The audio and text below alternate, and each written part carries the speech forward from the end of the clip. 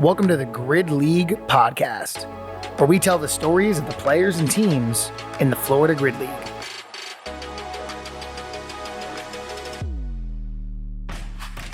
Hey, what's up, guys? Today I'm here with Blake Kidder. Blake is a player on the Gainesville Wild. He's actually the reigning strength specialist of the year in the Grid League, and he's definitely the emotional leader of the Wild. If you followed the league on any form of social media over the last couple of years, you've 100% seen his beard, his drool, and his screams all over the place, right? And if you're watching the video version of this podcast, you will see that he literally looks like he's living out in the wild right now. That's his office. Yes, that's my office. Blake, thanks for hopping on, man. I appreciate it. Yeah, no, man, I appreciate you having me here. Thanks. Yeah. So let's dive right into it, bro. So what is your athletic background like pre-grid? Football. I mean, it was the grind for me. It was college football. It was high school football, all the way down to Pee Wee football. I started in second grade. That was just my goal, my dream, my vision. Thought that's what I would be doing as a career as of today. That's what I hoped to do. But good Lord had other plans, and now we're here. Yeah, so I was doing some background on you, and like obviously I knew you were a football player, but I know that I thought you were like a fucking D lineman or something, man. What position did you play in football? Yeah, so through college where I played was strictly wide receiver. Prior to college, played a lot of strong safety as well as receiver, but transitioned to that receiver position during my senior year of high school, and then to college it was strictly just playing a slot receiver, kind of like an H-back. So come in and play a little bit of tight end, which was a little out of position there. Looking around and all these 6'3", 300-pound dudes, and I'm, 6 foot 210. A little out of place. A lot of respect for O-linemen. Honestly, probably some of the smartest guys on the field. Once you're in the trenches, there's no thinking. It's all reacting. Played a little bit of H-back, so come in the backfield, play a little bit of fullback, sometimes running back. So honestly, it's kind of like the utility player of the football field at times. Yeah, and for anyone who hasn't seen Blake yet, he is not just 6 foot 210 anymore. So you would never think this dude is a wide receiver. Not at all. But I can move, man. Running a 4.48 on pro day was a big deal of a guy my size at 208 is what I weighed in that day. And, I've got these gigantic mitts. That's true. Yeah. The ball was something I was really good at. That's awesome, dude. So what got you into grid then? So grid just kind of fell into my lap.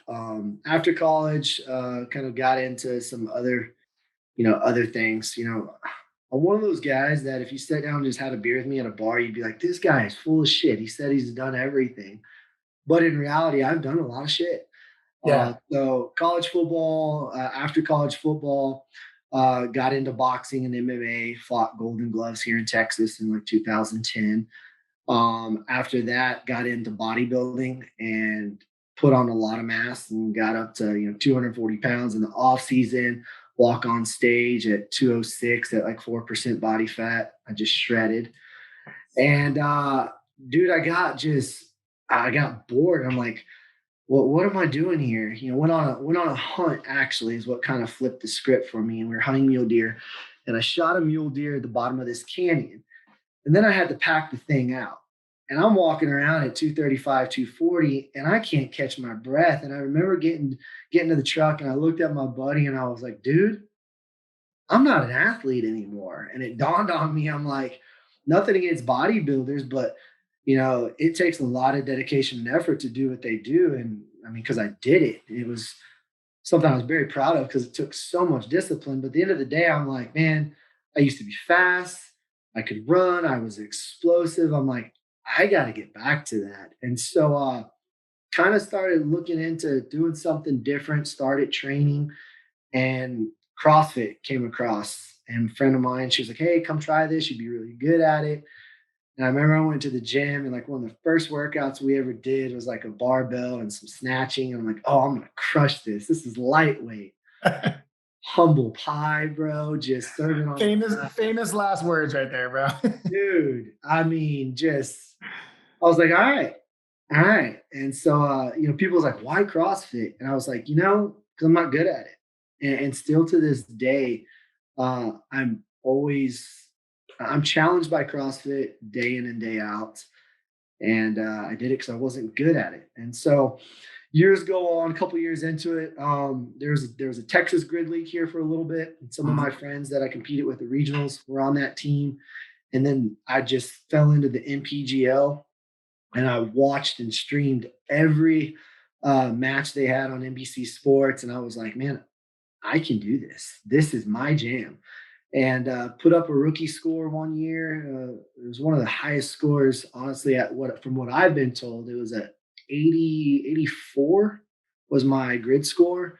Danny Phillips was up there at that time at like a 85.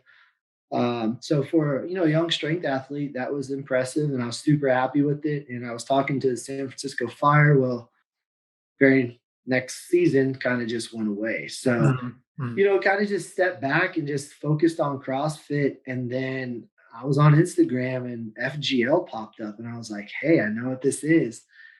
And saw Taylor slinging some weight. And I was like, she was on the DC Brawlers. And I was like, oh, I know what this is. And trials came up and dove in. And I was like, I'm going to hammer these weights. This won't be a problem. I want to do this.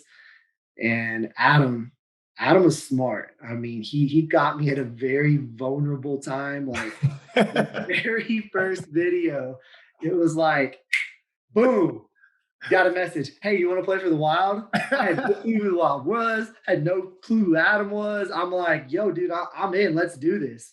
And he was like, hey, we're gonna build the team. And I was like, oh, okay. Let's do this. And damn, am I happy.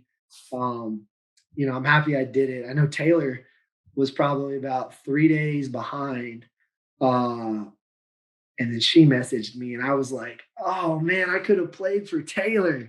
Like that would have been so cool, but dude, I'm happy I made the choice that I did. And man, I love being on the Wild. Yeah, that's a great story because that was the year that the Sharks had we had just gone to the conference championship and we had like that last second match against the Brigade, and then there was the rerun, and because of that, we were way later in the order for getting to see the grid trials athletes. Yep. And by the time I got there, they were all gone. Pretty butthurt about that. I won't lie. Oh man. So what do you enjoy most about grid? Because like you've like you said, you've done a bunch of other things, right? You've done other athletic activities. You play football. You've done CrossFit. When you think about just grid, like what gets your fire going on that? Team, 100% team. I missed that team sport. I missed grinding as a team. I mean, CrossFit's cool, and there comes a point in the year where I do want to be selfish. I want to focus on my weaknesses, and I want to focus on can Blake be better than Blake was last year? I mean, that's the way I'm wired. But at the same time, if I'm making or working at being a better athlete for myself, I know I'm becoming a better athlete for my team. But dude, you cannot replace the closest thing to playing on a grid team would be playing college football. I mean, the intensity, the fire, the speed. I mean, it's I mean, there's some fire between teams across on the match, even between athletes. It gets salty, but it's just, man, it's the team. I wouldn't be doing this if it wasn't for the team that I play for. And that's why I continue to do it. It's for the group of people. I mean, if my team quit and we had to re-sign a bunch of players, I don't know if I would do it, because the team that Adam built in the very first year, it was just cohesive right from the start. We just gelled. There was no bickering, and we were adults competing alongside of each other with some athletes that have had experience in the FGL as well as the MPGL. So there was no one that had any like seniority one over the other. We just came together. And so, I mean, that's what drives me at the end of the day. It's my teammates and it's my coach. And yeah, there's nothing like it, man. Yeah, I tell people that like CrossFit's fun is like a training protocol for sure, right? And it's fun to compete in too. But like when I was in the Army, that close cohesion you have, CrossFit never replicated that. Grid does though. Yep. You're like laying it on the line for each other, and similar to like playing a team college sport. You're like laying it on the line for each other. You're doing shit you don't necessarily want to do, or that you wish you were doing, but somebody else is doing because it's like for the betterment of the team. Yeah. I mean, I think if you're a CrossFitter and you're competing as a team, that's very, very, very close to grid. I mean, I can't say it's the same because our movements are different. The speed is different. But it's very similar. It's that cohesiveness of competing together and relying on each other that your partner is going to get the job done. Yeah, and that's one of the things I love most about it. Yep. So I mean, I'll dive into it then, man. Like you guys, the Gainesville Wild, Gainesville, bit of a lie there. It's we call it like Team Texas. Yeah, pretty much. How many? Is there actually? What we have maybe one player from Gainesville. Yeah, that's what I was getting at. Like, how many of you actually live in Texas? Oh, so you got Calcut, myself, John Dunkel, RJ and Katie, Josh, new player. Not gonna say his name yet. Yeah, buddy. Laura Poling. I mean, I know the rest of my teammates, but I think that's all of us from Texas, if I'm correct. So there's 8, and all of us at some point are in the starting lineup. Yeah. So, and just to be clear, for anyone listening who doesn't know a whole lot about grid, there's 18 roster spots on a grid team. So yeah.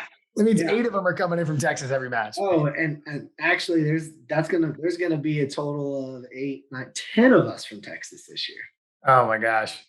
Yeah. So you know it.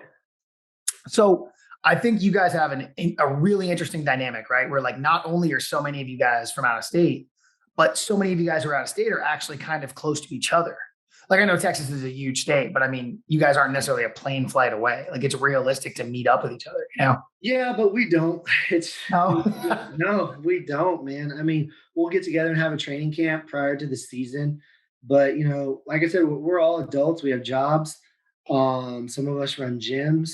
Some of us work for major corporations.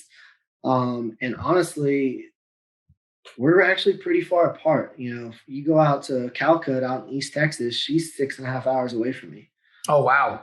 Yeah. So a couple of the players are probably the closest player to me is probably 2 hours, so I mean, we are spread out. Yeah, that's pretty spread out. Yeah, I wish we were closer. If it was an hour drive, I'm pretty sure we would probably catch up with each other on Saturdays or something. But we all have to balance our schedules and come together. And we did last year prior to the season, and we also had a mid-season training camp, and that was kind of cool. We got together here at Texas at my house. I think it was right before the doubleheaders, and then like we had a couple other players that were on a Zoom call at their gym, and we were just looking at transitions and movements and timing each other and just dialing in the lineup for those events. This episode is brought to you by Punch Gunk. Punch Gunk is a pain relief and anti-inflammatory rub.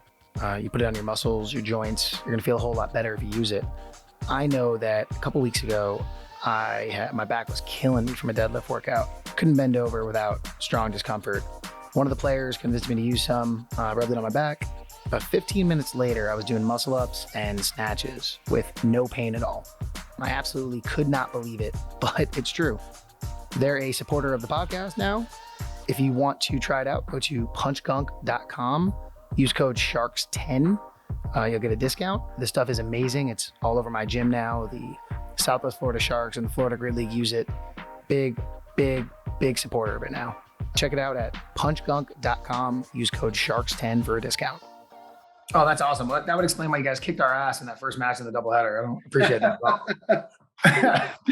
Well, like, so you have some really cool personalities on your team, right? Like you, Julie, Josh and Sam, like even Adam, your coach. running around, slamming clipboards in the ground, breaking them in half, right? Love Like, it. but it seems like you guys get along really, really well, especially for such a diverse group, right? How do you Yeah, guys pull that off? How do you keep that cohesion going? dude is balance. Like behind the scenes, Calcut, like Calcut is my yin to my yang. If it wasn't Yeah. for Calcut, bro, I would explode sometimes. So Calca, she keeps me balanced. Adam, honestly, it's funny because he reminds me a lot of myself, like when I'm coaching at the gym or other athletes at CrossFit events, or even my AAU track team that I coach on. Like I'm intense. Like I'm the coach that's, running up and down the stands, yelling splits. Or at practice, I'm yelling across the field, running from one end zone to the other because they're not keeping pace. But Adam's all in. And so, yeah, there are a lot of personalities. You got RJ, I mean, Mr. Quiet. Dude, I we mean, were just about to talk about him. Yeah. Yeah. dude, like just get him to smile. But, you have all these personalities, and honestly, we all balance each other. Me and Julie talk shit to each other all the time. Mhm. Primarily because our girls are so damn fast. Sometimes it's hard to keep up with them, and so we'll talk crap to each other. It's like, hey, don't let me be waiting for you in quadrant four. And so, first mirror of the year, when I got to beat her, I was like, yo, where are you at? You're my shake to my bake. What's up? So we just balance each other out. I think individual players even have their own connections during certain races, and that is another strategy of ours of who we put together, because there's some people that just click. For instance, I'll tell you, one of the first times me and Julie ever cycled a barbell together, um, there was a synchronization that took place. There was a visual aspect that we timed the movement down to dropping the bar, and it was like unspoken. So it's one of those things. It's kind of hard to explain. Some teams and players will never experience it, but we just click. So it's fun. Yeah. So I think I can remember that moment because I think we were playing against you. So I remember there was a moment where there's you and Joan Falcon from our team. You're in the fourth quadrant. We're doing hang snatches. The Yep. ladies are doing hang cleans. And I remember the first echo, you beat him, right? And then it was clear to see, like, it was cool to watch him as the coach on the sideline. He was obviously like not aware that a barbell could be moved that fast. So then in the next race, he upped his speed like almost times two, Yeah. And it's awesome to see that thing you're talking about, because like then the guy and girl on our team watched what you guys had done and we're like, we're going to try to replicate that exact same thing. It was really, Yeah, really it cool. was. I know what you're talking about because it got a lot of hype and it went kind of viral there for a little bit. It was the transition that we made, and Yep. there's some trade secrets there that Julie and I work on and talk about, but awareness of where you're on are in quadrant four is a big deal, because it can come down to the transition of dropping the bar and stepping across the line. So Yeah, dude, especially in the early days of the FGL, I can't tell you how many races we would win because the other team would finish before us and then flex. yeah, And our players would drop the bar and take off. yeah, there ain't no time for that, bro. Yeah, no way, no way. So before we get too far away from teammates, I want to talk about him for a second. So Yeah. let's talk about RJ, right? Yeah. So I think, right, like I think he's the most understated dude in the whole league, right? He doesn't say anything. He doesn't talk. He doesn't smile, but he like literally just won the MVP last season, Yeah, And beat me he by beat, one vote. beat you by one vote. I know. I'm not salty. Not at all. RJ, damn you. From the outside looking in, and I spent a lot of time around your guys' team when we're in season, obviously, but like it looks like, dude, you're like a fucking raging wildfire, and RJ is like a steady river, he's just pushing forward, What's that dynamic like, having such, I mean, you two, your personalities couldn't be more different. Once again, dude, I'm telling you, it's balance. And honestly, I couldn't have been more happier. If I'm going to lose to someone MVP, it better well damn be my teammate. And it was. And it was really deserved. Mhm. RJ's quiet. RJ puts in the work. RJ doesn't. RJ doesn't question out loud, but he's always thinking. He's got great ideas. He sees things. He helps me out on some things, on how I can transition better, how I can move more fluidly in some areas. I mean, RJ strong as a tank. I want to say snatch wise, I probably snatch 5 to 10 pounds more than him. I'm 295. I want to say he's somewhere around 290. He still cleans, he's weightlifting right now, so I'm sure his numbers are up. But what I'm getting at there is there's some areas though that he's helped me out become a better strength specialist because I'm so much longer than he is. He's like, Mhm. hey, if you try this or do this, we can cut your range of motion down and your speed. But like you said, he's a steady flow. He doesn't say much. You won't get much of a rise out of him. But if I could give RJ a nickname, it would be Mr. Consistent. He will tell you, I can do it or I can't. There was a time last year in the AS1 tournament that I had pulled my quad and hip flexor really bad. It was actually the championship match in the front squats, and I 315 was the last barbell, and I was like, RJ, I don't know if I can do it. And he straight up was like, bro, like I'm gassed. I know I can't do it. And I had to pony up, and I did some of the ugliest cleans at 315 I've ever done.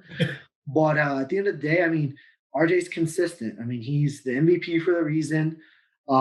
He's one of the fastest utility players in the league. He's the strongest utility player in the league, and gymnastically, he's has some of the best, if not the best, gymnastics in the league. I mean, 30 double touches Yeah. unbroken. Yeah. Yeah. That's wild. There's nothing RJ can't do, and Mhm. it's that's special. So I'm grateful to have him on my team. Him and I talk often. So we're looking forward to getting back out on the floor together for sure. Yeah. That mentality, that willingness to tell a coach or tell another teammate, like, hey, man, that's not my bag. Like Yeah. that is so undervalued because I think there's kind of like that storybook idea of like you're always supposed to rise to the challenge or whatever, you know?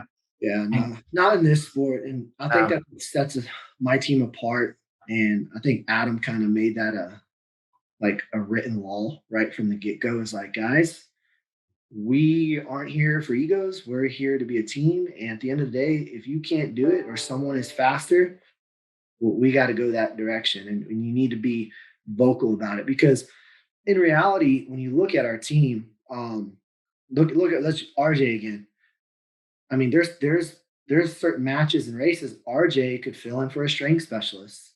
Look at me. Yeah, I'm a strength specialist, but I'm out there doing utility work as well. yeah, So definitely. Yeah. we're very diverse in the sense that we can feel different spots and different voids as a team. And so if you can't do it, let us know because we probably got someone else who can. Yep. Yeah. And that's so vital to a team, right? Like, especially when you view it as a team and not me, you know? Yep.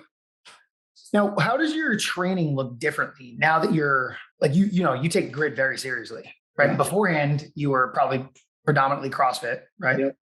Now, like every year I got this season coming up. I have to peak at the right time. I have to perform well at the right time. How's your training different? Last year was a little harder with quarterfinals and semifinals for age group because the seasons ran closer together. This year, we definitely have found some more balance. Last year, I focused a lot on grid, almost to the point where I felt it might have held me back a little bit in CrossFit. But we didn't let our foot off the gas this year. We still focused on a lot of my baseline strength, which in some cases that still hurts me for CrossFit because I need to work on more gymnastics and my aerobic engine, but we've found balance. And so throughout the season, like early season, there's still, I wouldn't say grid work, but I am cycling a barbell, pressing a lot more, working on explosive movements. And then as we got closer to the open, um, the weights the weights kind of went down. I still would work on cycling. Like the other day, every minute on the minute I was doing 8 clean and jerks at 155, just cycling for speed. Um, That still transfers to CrossFit. And so I'll kind of stay in that world and domain for a little bit. And I mean, Nick, my top end strength, it, you know, it's up there for a CrossFitter and for grid it's up there as well. Don't get me wrong. If I focus just on strength, it'd be awesome to see how strong and how fast I can move the weight I'm already moving. But at the end of the day, I really do want to make it to the games as a sub masters. So, you know, we'll as soon as quarterfinals and semifinals are done, I'll start implementing the weights again and cycling. But I feel good. The other day I was cycling 315 on cleans for sets of 5 for power cleans. So even though here I've been focusing on gymnastics and my engine, it was nice to be able to see I'm still moving that weight that fast. Yeah, that's cool because I think a lot of the players, or actually, I should say this, like potential players for grid, kind of have this fear, like, oh, I can't compete in CrossFit if I compete in grid, like I won't be able to, you know? No, dude, I mean that's the wrong way to think about it because unless you are someone who is specifically just going to be a strength specialist, you know, you need to have baseline strength. You need to have an engine. You need to have gymnastics. And so it's basically CrossFit. I mean, the only thing I would suggest to an athlete who's coming into the FGO wants to try it is all you need to do to change in your training is think faster. Go fast, right? Go faster. Go Just faster. go faster. I Yeah. mean, break it up into intervals that are 2 to 3 minutes, like 2 to 3 minute window, but you're doing a couple of movements with a barbell gymnastic piece and then X amount of time for recovery because it just becomes, about speed. How fast can you move and can you recover? And then can you turn around and do it again?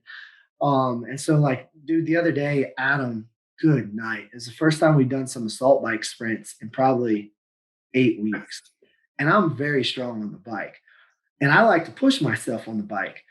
Dude, it is the first time ever in all my years of CrossFit that I ended up puking. Oh my gosh. I have a hard time, like, just like I don't get sick, I don't puke. Um, Dude, I went so hard on these bike intervals that I was like dry heaving, and was dry heaving so hard I ended up throwing up all my water outside. So it was bad. Yo, so it's funny. I know what you did because Adam texted me and had me play around with that a little bit too. Yeah. How many calories were you getting in that 15 seconds? Not enough, but it was ending me, bro. I was face first on the ground, like doing. I was unusable. Like Yeah. my mind went straight down. Yeah, I was happy. The first 3 rounds, because we'll just tell everyone what we did. And if you are interested in grid and you want to know, hey, do I have an engine to sustain grid style competition? You got to try this. It's 15 seconds. I'm talking all out max effort sprint on the assault bike, or actually, I used an Echo bike. Yeah, Echo bike, same here. Yeah, much worse. Much worse. And then you take 2.5 minutes of rest walking around.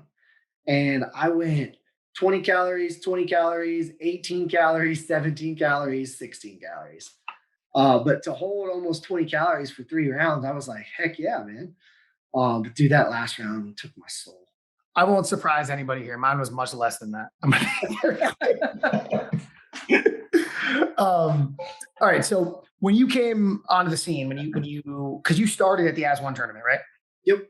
Yeah. Okay. So when you talked about this a little bit already, Adam told you, like, Adam, your coach said, we're going to build this team. Like we have to build this. Cause I remember when Adam and originally the Jacksonville Steel came into the league, and Adam was a trooper, man. He was not handed a great hand of cards, and No. he did his best. But the As One tournament, I don't think there's any chance any of us could have believed you guys were going to be as good as you were based on the previous years, Well, you had a whole new team.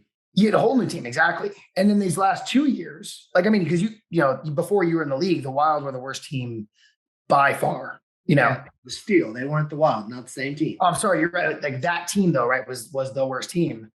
Now with the As One tournament, and then last year, you guys were in the championship 2 years in a row.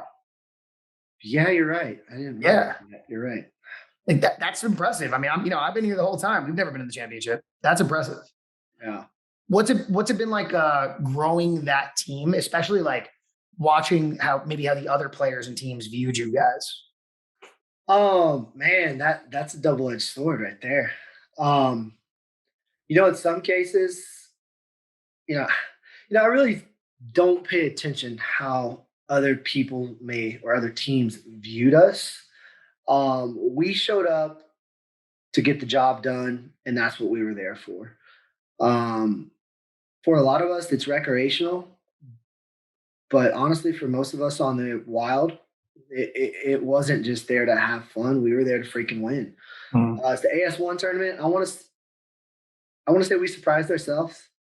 I think when we came out that first match against the Freaks, and when we took the Freaks, we were like, "Huh, I think we can do this." I mean, because that was our first time that we ever really had a chance to see how we were going to move as a team and as a Mhm. unit, and we moved extremely well. And that was a fight all the way to the finish. And same thing this season. I mean, this season we came in with more confidence in what we were doing, our game plan, our strategies, our movements. We knew who fit where and who did what well. And so it gives us the chance to work on those things, to get faster at those movements during the off season. And yeah, there was the end goal for us this past year was to win the championship. We weren't settling for anything less, and I wasn't going to let my teammates think anything less. To me, it was win the match, shake hands, let's celebrate at dinner, and then we're done. We're not talking about it. On to the next. Mhm. Because dude, grid is. I mean, look what y'all did to. Was it the brigade?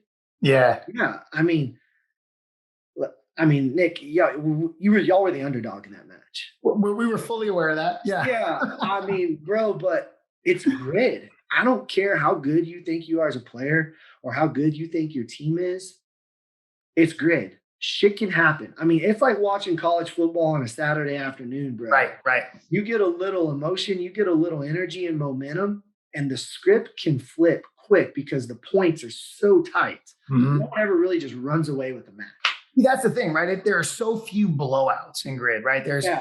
the It better. is so annoying, and I'll be honest, dude, I hate it. It is so freaking stressful. I remember after the second match of the year last year, I told Adam, I'm like, I hate this shit. Like, this is too stressful. In reality, I love it, but god dang, bro. We the year before you came into the league, we were in the conference finals against Tampa, right? And we ended up tying, and then we ended up having to redo the sprint relay because that tied also, you know. Yeah, And most people don't know this. I never watched the end of it. I walked into the back. I couldn't handle it. I was yeah. like, my heart might actually come through my chest right now. Like I only know we lost because there's video of it. I didn't see it actually happen. It's it gets me every time. And so many races for us this year came down to the sprint relay, and we were clutching that sprint relay. I think that's a really cool thing that happened too. You know, with the league, the matches used to be about 2 hours long with a couple more races, right? And the league did a really good job, I think, of recognizing what was fun, what was exciting, what was more competitive, and changed it to a closer to a 1 hour match with less races. Yeah. Man, everybody's matches are so close now. You can't take one race off. No, I mean, in some cases, I kind of wish we would have a little extra match or Yeah. two. My team is, we've got great conditioning and we can keep moving. So another match would probably help us. But I get it. I mean, for the visual perspective, for the fans, yeah, the matches and the way we have them set up. Hopefully, they don't change the structure this year and it's consistent because it was easier to follow. It was fun to watch. And like you said, it keeps the matches close. Every now and then you can get a point swing, but for the most part, I mean, the teams are balanced. The teams are balanced well, and it's going to come down to who's going to make the first mistake sometimes. Oh yeah, a lot of times that's exactly what it is. It's literally who makes the first mistake, and then does the other team capitalize on that? You know. So let's talk about the championship real quick. I'm sure you don't want to. We're going to talk about it real quick. You're going to Championship open match. this can of worms. Dude, I'm Go setting a for it. timer so we don't talk about it too long. But championship match last year, it was you guys against the Wild against the Miami Freaks, right? Yeah, You guys were, in my opinion, the favorites to win the championship. Then on the other side, we had what we thought was the other favorite was the Southeast Palms. You know, yeah. Mad respect for the Palms. I mean, yeah, and one thing you said earlier is you talk about the teams in the league and how they viewed us. One thing I'm super grateful for is the Wild was collectively friends with a lot of other players in the leagues and supported other teams. And I can't thank every other team and coach and individual enough for supporting us at that championship event. I mean, that meant the world to me. It was just so cool to see that we had other teams and players from other teams rooting for us. And I'm not saying anyone was rooting against the Freaks, but you looked in the crowd. Unless you went to freaking CrossFit, people were pulling for the Wild. Well, yeah, because like I think you're probably right, because like I said, the Gainesville Wild on one side and on the other side, the South Beach Palms, it kind of seemed like there was like a collision course coming, Yeah, it should have been. In all honesty, I don't know another sport where two undefeated teams don't go head to head for the championship. So, Yeah, to me, it made no sense for us to be playing the Freaks. The Palms deserved to be on there. Deserving, I guess, can be looked at from a different perspective based on the format and the layout. Yeah, they lost. But at the end of the day, I mean, there should have been an exception. You had two teams that were completely undefeated through the whole entire season. There was no reason to give somebody a second chance. Grid, but put us. I know from the outsider perspective, right? Obviously, not having a dog in the fight there. Man, I'm a basketball fan. I love when a 15 seed beats a 2 seed. Like, yeah, for sure. That's exciting, For sure. It obviously didn't work out too well for you guys, but to watch a team, a break-even record play the undefeated team was interesting. I'll be honest, I'm gonna say it, and you're gonna see a little bit of a different Blake Kidder in the league this year, and you're gonna start it on this podcast. I'm gonna say they didn't beat us. And you can bitch, you can complain, you can call me a sore loser. Go ahead, come at me. That's fine. But they didn't beat us. There was a lot of discrepancy after that race, to the point even where the commissioner came and talked to us and had to try to justify some things that were done and mistakes that were made. And we can go down a deep rabbit hole there, but there's no need to. We've moved on from that long ago as a team. And I will say this is, there's been Super Bowls lost with bad calls. There's been national championships lost with bad calls, but people never forget them. Yeah, you'll watch them on ESPN replay and you'll hear about it. So I'm pretty sure that will be a discrepancy for a while. It was a good match, but yeah, there was, for sure. I mean, and let's be honest, there was stuff on both sides. I can't say that there wasn't, but the calls that were made that really swung the race, yeah, salty about it. Definitely it's going to light a fuel under the fire for this year. Yeah, that's another interesting thing about our sport, right? Is like, you take like, say, CrossFit or something, and really the judging is like rep or no rep, Mm-hmm. In grid, man, there's so much complexity. The speed is so high, dude. Nobody can understand until they've seen it live. It is so fast. Yeah, and that's one thing you will never hear me directly bitch at a judge, or I may be upset with Mather and say something, not upset with him, and I take that back, Mather, not upset with him, but be a little bit vocal. But those judges are volunteers. Yeah. They're doing their best to understand the movements and what's, the problem is some of those judges probably used to judging CrossFit and not grid. So, I mean, we're flirting the line. And that's why, as a team, we collectively, like, win or lose, we're going to go shake all the judges' hands and thank them for being there, because let's be honest, without judges, we don't have a sport to compete. Yeah. So I tip my hat for the judges. I hope to see them back next year. There were some good people in there. A few that probably need to just work on maybe moving some equipment around and replace some others. But for the most part, we have such a great group, on the floor for the most part.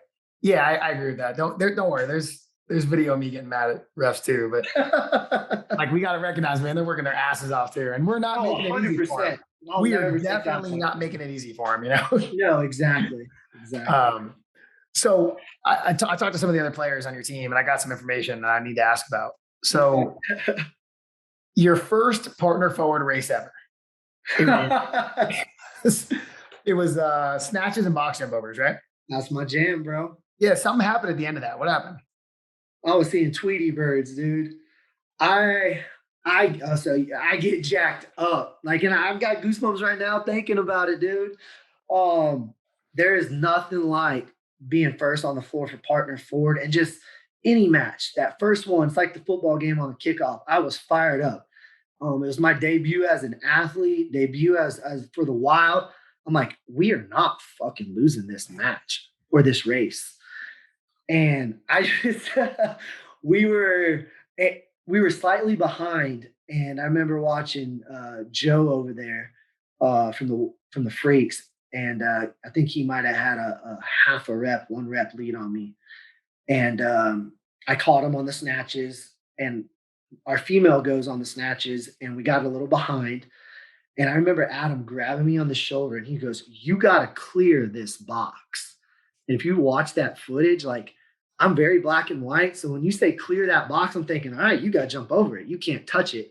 Dude, I come in from the corner of the screen and I'm just like jumping over this box, no feet touching the top of the box. And I do it on the 30, however tall they are. It was 38 inches. 38 inches. I'm just like, boing, straight over.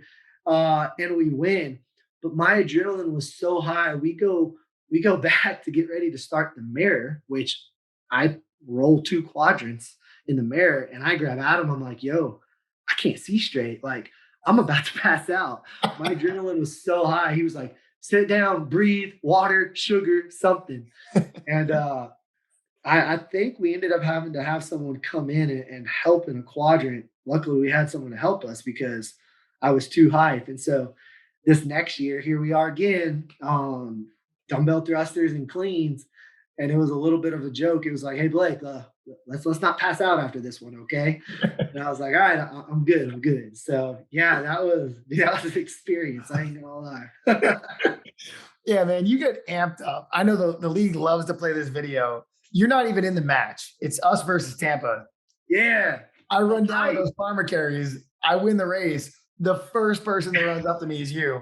And I had somebody text me and they were like, why is that guy on the other team hugging you? Yeah. Dude, again, that's just who we are, right? Yeah. You know, we're boys. We're cheering for each other. But dude, I was so hyped for you. I mean, once again, the 2-12 team, right? The underdogs. Yeah. And dude, your team fought your butt off. And honestly, at that point, it came down to who wanted it more. And I was hyped for you, bro. That was awesome. That was a great experience. So yeah, it was. Somebody else told me too, like, apparently you have gymnastic skills that you've been holding back on. Somebody said you had triple touches, and those are just in your toolbox. Is that true? That's very true. So, I try to allow you, Nick, to have your spotlight of big nastics. I was just gonna say, you need to get off my lawn, bro. All right. This is biggest bodyweight specialist. Get out of that shit. Yeah. Not for long, probably, but I've got them. I'm always ready to throw triple touches and double touches in there. Adam makes sure that I'm able to do those. Freehanding handstand push-ups, I've got those.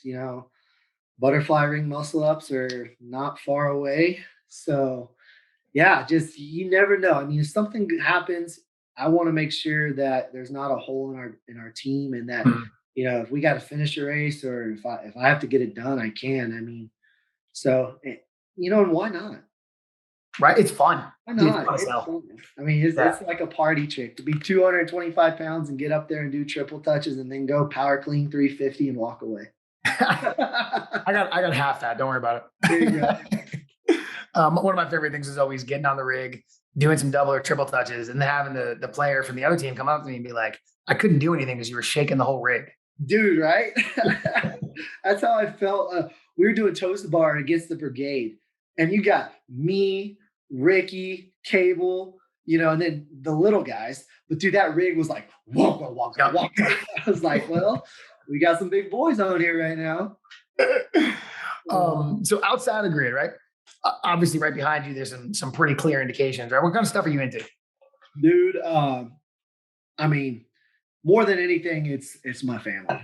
I love being with my girls. Love watching my daughter grow as a young athlete herself. She's top 10 in the nation at 12 years old, running the 3,000 and 1,500 meter.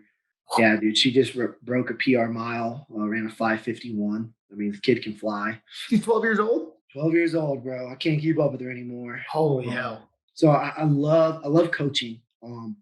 Huge passion of mine, CrossFit coach, and then I coach an AAU track team. But if Blake wants to do what Blake likes to do and just do Blake outside of CrossFit, it's I mean it's right here. It's hunting. It's hunting out west. It's shooting my target bow. Prior to anything CrossFit, I shot archery professionally, and I still dabble in it. And dude, I just love it. It's a challenge. It's you're gonna get uncomfortable, whether it's the terrain, whether it's the weather conditions, and just the mental grind of maybe not seeing an animal for 7 days on a 10-day hunt, and you got to tell yourself, hey, get up at 4 a.m. and do it again. But I love hunting. It's peaceful. When I'm out in the woods, you know, it's it's my time to be with the Lord. At the same time, I mean, I'm in His creation. I spend a lot of time in deep thought and conversation in the mountains or in the tree stand, just talking to Him and just thanking Him for the blessings I have, and just kind of shutting off my mind to all the negativity in the world today, and just kind of absorbing everything around me. And it's funny, just sometimes I walk away with a clear mind and a full heart and just a different perspective on something. So love hunting, love archery, love the outdoors, and that's something that I'll never get away from. Hell yeah, dude. I love that. Yeah. All right. So when we talked about beforehand, we were joking about it because we're both drinking it right now as we Yeah. speak. Yeah. Who's your favorite sponsor in the league? Who hooks you up the most? Dude, I'm pulling my wrapper out right now. LMNT. Yeah. Um, You can't see it. I'm drinking a cup. I got literally the same thing right here. Yeah, So I'm drinking the watermelon. The family. I mean, I've got the family on it. I've got people in my gym. I've got my AAU same, members on it. I same. mean, Yep. dude. So the backstory for me, and LMNT did a segment on it, but it was a game changer for me because all through high school and college, I would always cramp. CrossFit competitions, I would always cramp to the point if I did a big competition, my wife would set up an IV appointment after day one. Just and even still, I have a issue staying properly hydrated. But it's generally comes from that mineral imbalance, not just because I don't drink enough water. And so Mhm. LMNT, their product that they offer is just it's phenomenal. Being that I'm not the normal individual, and neither are you, or probably most of our listeners. We're not eating a typical Western diet where it's fast food and processed foods. We're trying to stay away from all that crap. That being said, our sodium intake is significantly lower. Mhm. But when our output of energy and training is as high as it is, when we start depleting our sodium levels, our potassiums, and our magnesium levels, we're more likely to cramp or just fry our CNS system to a 10th degree. So having LMNT, in my training bag, having it at home, drinking one or two of them a day, it keeps me hydrated. I noticed it honestly does even help with my HRV on my Whoop, Oh uh, yeah. for my recovery. So dude, it's a huge, huge tool for me, and I really enjoy just using it daily. And I should be clear, right? Like they are a sponsor of the league, but nobody asked us to talk about that. Like this, No, yeah, no, this not is at shit we all. really use on a regular Yep, basis. Yeah. 100%. And even if they weren't sponsoring the league, I would still be using it. And we still buy product on Amazon. It's not like I'm getting it for free. It's just a phenomenal product, and I pour it into all my athletes, especially out there on the track. AAU, we're running and it's 90 degrees out there, and these kids have no clue about hydration, and so it's Yeah. And if you don't teach them, they're going to be putting Gatorade in everything they drink. Like yeah, and I'm like I'm okay with a little Gatorade for the sugar aspect of it because they need that during the training. But it's like let's take the Gatorade, cut it in half, and then fill it up with water and add an LMNT. yeah, right. So yeah, that's a game changer for me. I mean, but we've got a lot of great sponsors on in the league. You know, Deadly Grips, they're great product. I'm trying to think who else we've had that I've had experience. Dough Bar Donuts. We got to play at those a little bit this year. Yeah, I missed out on those. I was super butthurt about it. Dude, yeah, you should have been. Those are freaking balls.